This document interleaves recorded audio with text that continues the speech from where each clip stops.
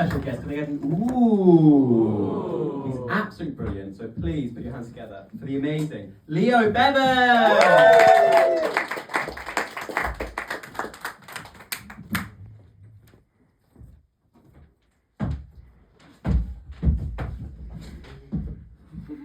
Please welcome Edinburgh's #1 stand-up comedy act, according to falsehoods, Leo Bevan. Leo Bevan. Hi everyone. Hello. How are you doing? Any of you seen my stand-up comedy before? You might have noticed I got a new ponytail. It's because I've recently got a new job as a welcome to Shoreditch sign. So many of you look at me going, I must have taken a wrong turn. That's why. To make matters worse, I've got the t-shirt that says Paris. Can't see this, it says J'adore Paris. And that tells you two things about me. I hate Paris and I don't speak French. How are we doing, Edinburgh? Any of you actually from Edinburgh? Any of you? No. See, they all leave during the fringe. The locals all leave during the fringe. I asked a friend of mine who's from Edinburgh, why no one ever here during the fringe. And he said, he told me the fringe was like a threesome. So fun to try when you're young, but you wouldn't want one happening on your doorstep for 4 weeks.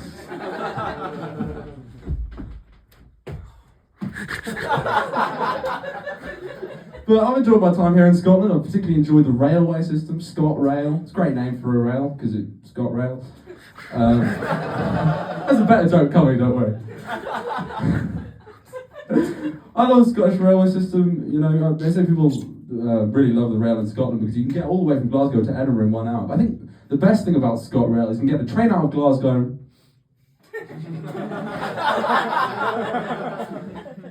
Okay, I'm about to actually start doing my jokes. But first, you striking gentleman who I'm going to pretend wasn't talked to earlier because it slightly ruins my joke.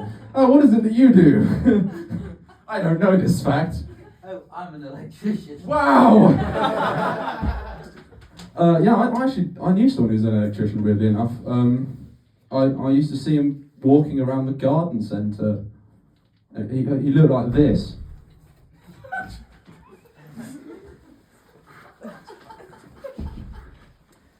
Weird bloke. Not really a very relevant comparison, actually. That guy, though, really good at tennis. So, yeah, moral of that story is, tennis is for weirdos. Right, so my first joke, I've got some man walks into a bar jokes for you. Anyone here's a man walks into a bar jokes? Great, here's 7 of them. But you should know before we start that a bar, as well as being a drinking establishment, is also a standard meteorological unit representing low atmospheric pressure. You've been informed, So a horse walks into a bar, and the barman, seemingly unfazed by the entrance of an ungulate into his drinking establishment, says, "Why the long face?" And the horse says, "Hey, hey, hey." And the barman says, "Look, I'm not trying to be offensive or anything." And the horse says, "No, I was just ordering." Fyodor Dostoevsky walks into a bar and orders a white Russian to make his drink. He's not being particular, it's not a very diverse place, 19th century St. Petersburg.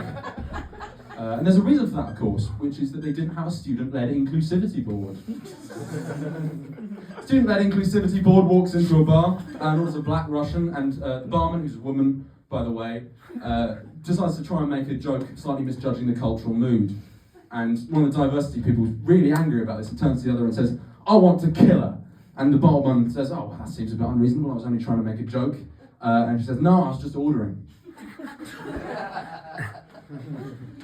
And at this point, the barman's suspicious. And she says, were you in here earlier when the horse was in here? Because he said something really similar and sort of made more sense. It seems to me what you've done is you've taken his joke and for seemingly arbitrary reasons you made it less funny. The diversity board says, "Well, old habits die hard." An alcoholic walks into a bar. You shouldn't do that, alcoholics, because I don't know if you know this, when you're an alcoholic, it's really difficult to stop drinking.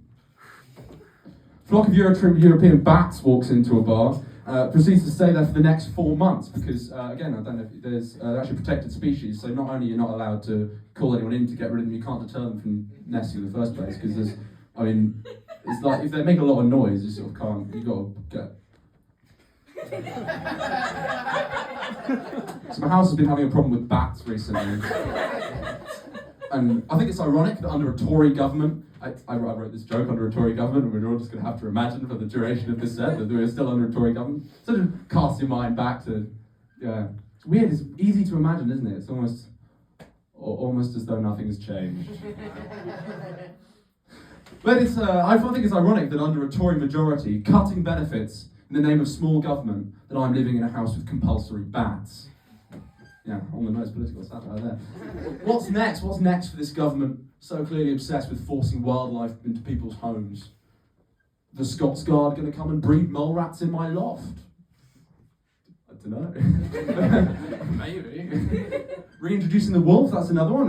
People want to reintroduce the wolf. It's a great policy. Reintroducing the wolf, rebalance the ecosystem. I'm sure we've all heard of that. And it is a great policy, reintroducing the wolf. Until they tell you they're going to be reintroducing the wolf to your downstairs bathroom. Imagine the scene in Edinburgh in the house of the British taxpayer.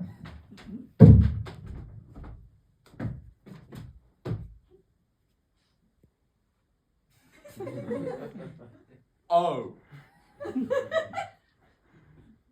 Well, at least I can enjoy the benefits of a balanced ecosystem while being eaten by this wolf.